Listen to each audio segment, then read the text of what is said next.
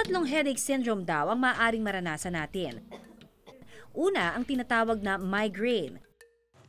Karaniwan itong sintomas, nagiging sensitibo tayo sa nakikita nating ilaw at naririnig na tunog, pagkahilo at kung minsay pagsusuka. Nagkakaroon ng migraine ang isang tao kapag hindi maganda ang daloy ng mga kemikal at dugo sa utak. Tension headache naman ang tawag sa pinaka-common type ng sakit ng ulo. Tinatawag din itong stress headache ng ilang espesyalista. Ang tension headache ay periodically o episodic kung umaatake.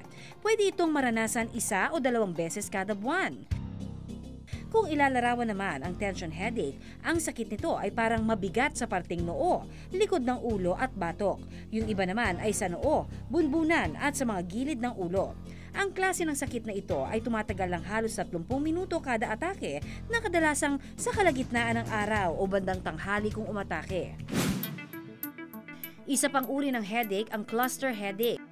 Dito, ang pananakit ng ulo ay nararanasan 1 hanggang 3 beses kada araw. Kung minsan, ito ay umaatake sa kalagitnaan ng pagtulog ng pasyente. Madalas itong nangyayari sa mga taong mahilig manigarilyo at uminom ng alak. Pagka-cluster headache naman, ito ay medyo severe form. Usually sa temporal area, sa gilid ng head natin. Tapos yung ibang pasyente, sa sobrang tindi ng sakit, nagigising sila from sleep. Tapos kaya nabanggit na cluster kasi it may occur several times during the day. Tapos pwedeng magpaulit-ulit siya for weeks on to months.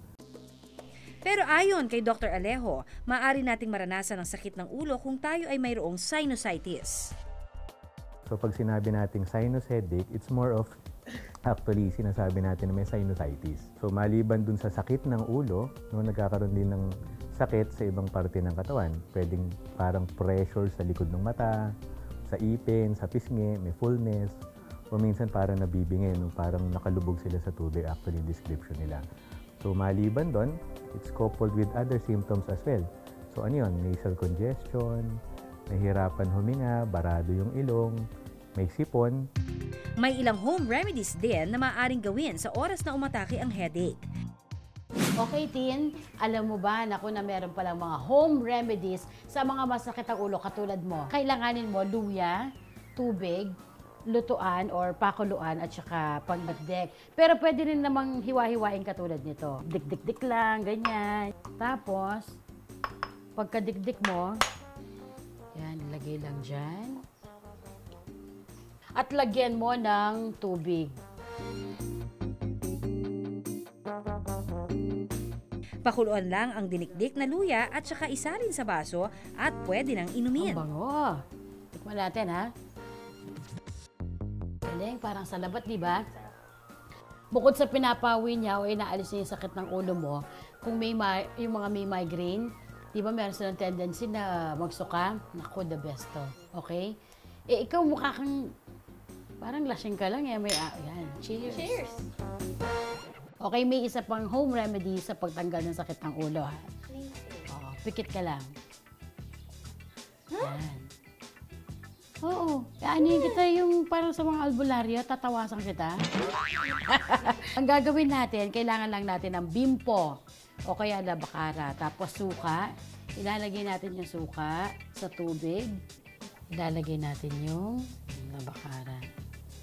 Para ka lang maghihilamos. Gagawin natin to for 30 minutes. So, habang nakababad siya ng 30 minutes, sinisip-sip niya yung parang init na nagdudulot ng sakit ng ulo mo, ha?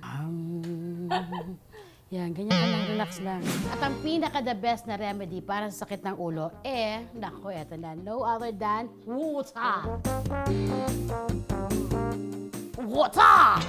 Kasi paminsan yung sinasabi nilang sakit ng ulo mo, dehydrated ka, kulang sa tubig, kaya eto, water. Walang gastos, libre pa. Dahil wala nang sakit ang mga ulo namin. Kami ang pabebager. Walang nakakapigil uminom ng tubig sa amin. Ganon? Kami ng mga pabebager. Tama. Cheers! Cheers! Okay, isa pang remedy ay ang hot and cold compress. So ito, malamig na to. Lagay mo lang sa ulo. Pagpalit-palitin lang ang hot and cold compress at i-relax ang katawan. Sa pamamagitan nito, mamamanhid ang mga nerve cell na siyang nagdudulot ng sakit ng ulo. Naku, isa pang masakit ang ulo. Ano po ito? Masakit ba yung ulo mo? Sige, akong bahala, ha? Ang simpleng pagmasahe sa ating mga ulo ay nakatutulong din upang maibsan ang headache. Pinaparelax kasi nito ang mga nerve cells sa ating mga ulo at pinapaganda rin ang blood circulation. Nakatutulong ang regular exercise upang mas mapaganda ang daloy ng ating mga dugo. Tinatanggal rin ito ang mga tensyon sa ating mga muscle. Mainam din na magkaroon ng sapat na tulog at paminsan-minsan ay mag-relax.